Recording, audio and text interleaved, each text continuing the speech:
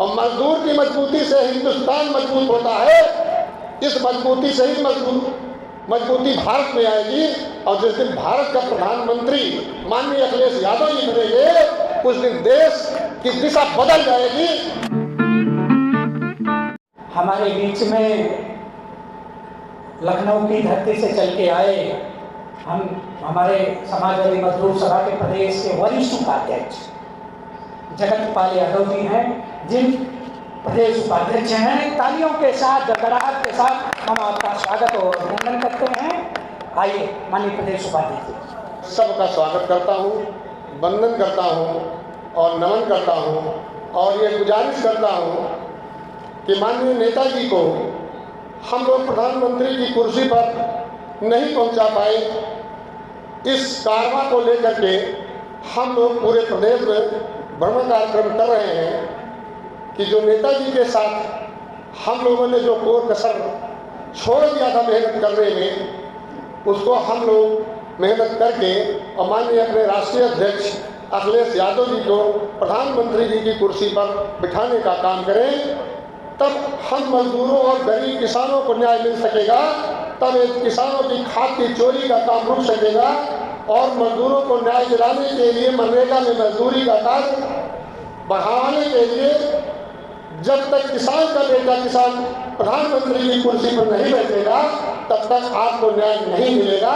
इसलिए इस न्याय को पाने के लिए आप लोग गांव-गांव, घर-घर भ्रमण करेंगे और अपना संगठन जब तक आप मोहल्ले नहीं तैयार करेंगे, बूथ वाइज नहीं तैयार करेंगे और उसमें अहम भूमिका मजदूर सभा की कहाँ पर होगी, खाली इतनी बात बता करके मैं अपनी बात को समाप्त कर लूँगा।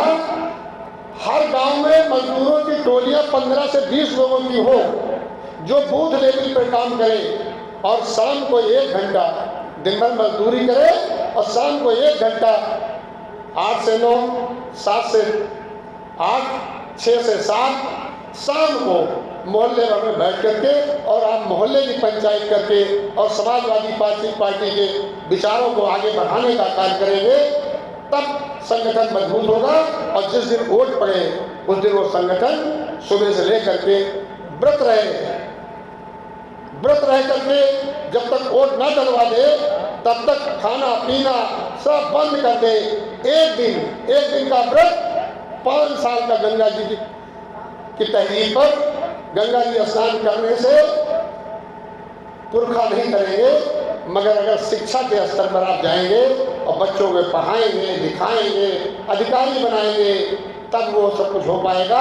इसलिए आप अपनी मजदूरी का महीने का 20 दिन का मूल्य अपने पंजाब में खर्च करें, मगर 10 दिन का मूल्य मजदूरी का अपने बच्चों पे खर्च करके उनको इलाहाबाद भेजें, दिल्ली भेजें, पढ़ने के लिए भेजें और शिक्षा पर जोर करें, ताकि आप अपनी लड़ाई को लड़ सकें। आगे लड़ाई लड़ने वाला भी बहुत कठिन समय आने वाला है। जो आज